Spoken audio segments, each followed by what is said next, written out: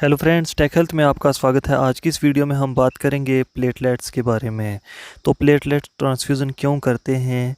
जब पेशेंट को थ्रोम्बोसाइटोपेनिया हो जाता है, पेशेंट का जो प्लेटलेट काउंट्स हैं वो बहुत ज़्यादा कम चले जाते हैं, तो उस टाइम जो है प्लेटलेट ट्रांसफ्यूज़न की जाती है। तो जैसे कि पेशेंट को कभी डेंगू हो जाए तो उसके बाद क्या होता है कि उसके जो प्लेटलेट काउंट्स है वो कम हो जाते हैं, तो उसके बाद पेशेंट को ब्लीडिंग होने के चांस हो जाते हैं। जब प्लेटलेट काउंट्स कम हो जाते हैं तो पेशेंट को ब्लीडिंग होने के ज़्यादा चांसेस रहते हैं।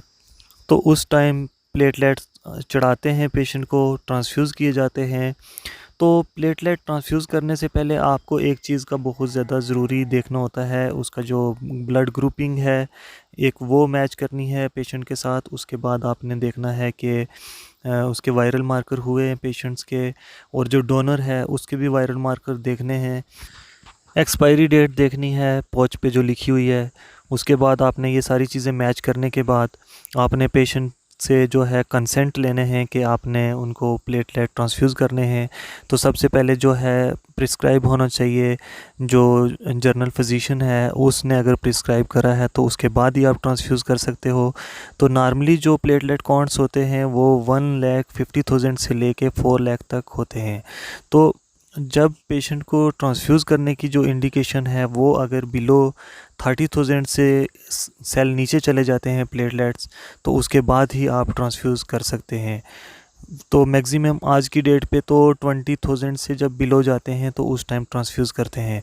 लेकिन उससे पहले आपने पेशेंट को पूरी तरह से मॉनिटर करना होता है कि पेशेंट को कहीं ब्लीडिंग तो नहीं हो रही है, कुछ भी जो है कहीं इंजरी या वैसी चीज़ों से आपने उसको पूरा वॉच करना है। तो ये थी आज प्लेटलेट्स के बारे में थोड़ी सी जानकारी। कुछ लोग पूछ रहे थे कि ये सेल क्यों चढ़ाए जाते हैं, इनसे क्या बेनिफिट होता है। तो इसकी जगह अगर हम ब्लड दे दें तो ब्लड से क्या प्लेटलेट्स नहीं बढ़ सकते हैं? तो अगर हम डायरेक्ट ब्लड उसको ट्रांसफ्यूज़ करते हैं तो उससे जो है एचबी भी बढ़ता है और प्लेटलेट्स भी बढ़ते हैं। लेकिन उसमें क्या है कि वो पूरे कंसनट्रेट सेल्स नहीं होते हैं, तो इसलिए डायरेक्टली जो है प्लेटलेट कंसनट्रेट चढ़ाए जाते हैं। उससे जल्दी जो है वो पुश होते हैं, प्लेटलेट्स पुश हो जाते हैं, तो उसमें ब्लीडिंग के चांस जो है वो कम हो जाते हैं। तो इसके अल्टरनेट एक मेडिसिन भी दी जाती है, ऑपलेट करके ब्रांड नेम है जैसे उसका।